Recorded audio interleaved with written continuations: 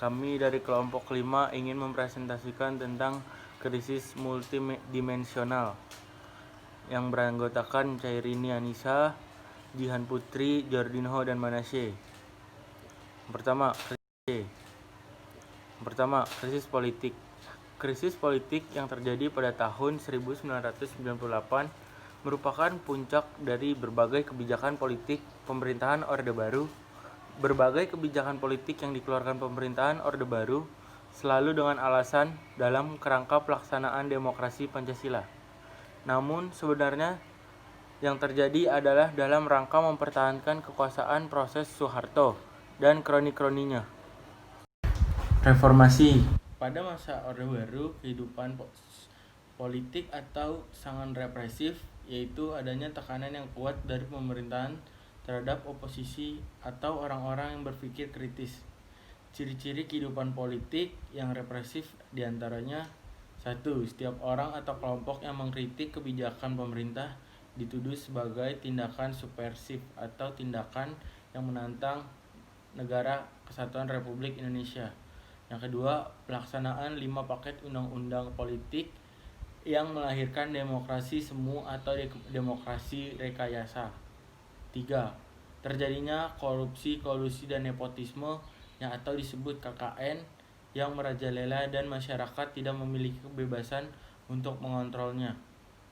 4. Pelaksanaan duifungsi ABRI yang memasung kebebasan setiap warga negara untuk ikut berpartisipasi dalam pemerintahan. Yang kelima, terciptanya masa kekuasaan presiden yang tak terbatas.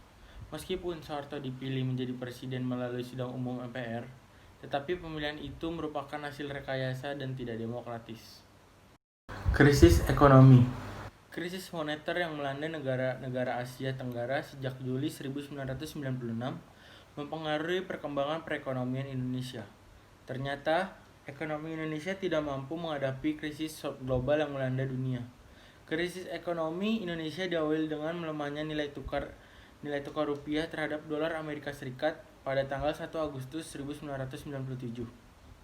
Nilai tukar rupiah turun dari 2.575 rupiah menjadi 2.603 rupiah per dolar Amerika Serikat.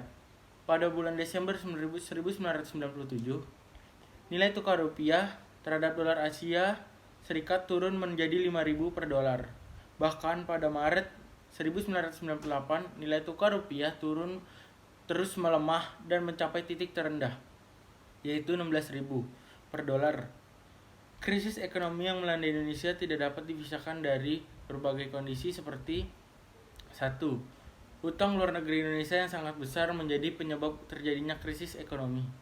Meskipun hutang itu bukan sepenuhnya hutang negara, tetapi sangat besar pengaruhnya terhadap upaya-upaya untuk mengatasi krisis ekonomi. Krisis ekonomi tersebut ditandai dengan: 1. Kurs rupiah terhadap dolar Amerika Serikat melemah. Yang kedua, pemerintah melikuidasi 16 bank bermasalah pada akhir 1997. Yang ketiga, pemerintah membentuk Badan Penyihatan Perbankan Nasional atau BPPN. Yang keempat, perusahaan milik negara dan swasta banyak yang tidak dapat membayar utang luar negeri yang telah jatuh tempo. Yang kelima, angka pemutusan hubungan kerja atau PHK meningkat karena banyak perusahaan yang melakukan efisiensi atau menghentikan kegiatan sama sekali. Persediaan 9 bahan pokok di pasaran mulai menipis pada akhir tahun 1997. Akibatnya, harga-harga barang naik tidak terkendali dan hal itu berarti biaya hidup juga makin tinggi. Krisis hukum. Rekayasa-rekayasa yang dibangun pemerintah Orde Baru tidak terbatas pada bidang politik. Dalam bidang hukum, pemerintah melakukan intervensi. Artinya, kekuasaan peradilan harus dilaksanakan untuk melayani kepentingan para penguasa dan bukan untuk melayani masyarakat dengan penuh keadilan. Bahkan hukum sering dijadikan alat pembenaran para penguasa.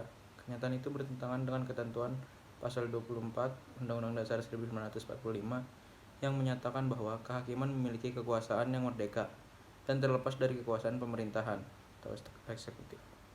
Krisis hukum pada masa Orde Baru juga tercermin dari berbagai praktik pelanggaran HAM. Pelanggaran HAM tersebut seperti pemberlakuan daerah operasi militer di Aceh, penumpasan organisasi Papua Merdeka di Papua, terjadinya kasus Marsinah, dan penculikan aktivis mahasiswa reformasi.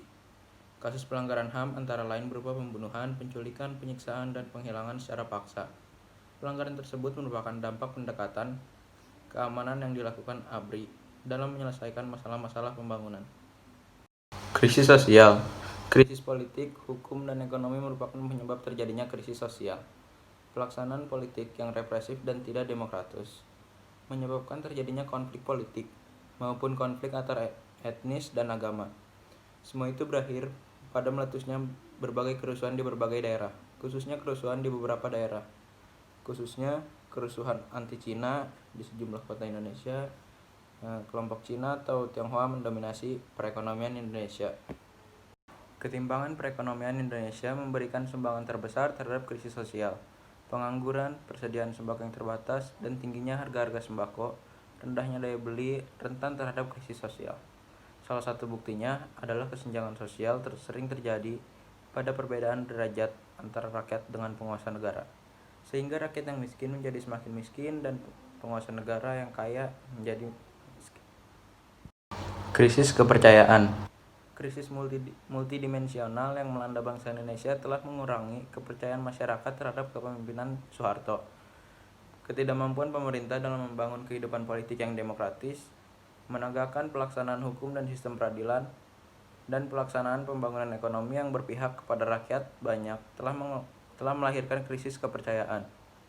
Krisis ini akhirnya berujung pada diturunkannya Soeharto dari kursi kepresidenan, yang juga merupakan tanda berakhirnya Orde Baru, dan dimulainya era reformasi dengan diangkatnya B.J. Habibie sebagai Presiden Republik Indonesia yang ketiga.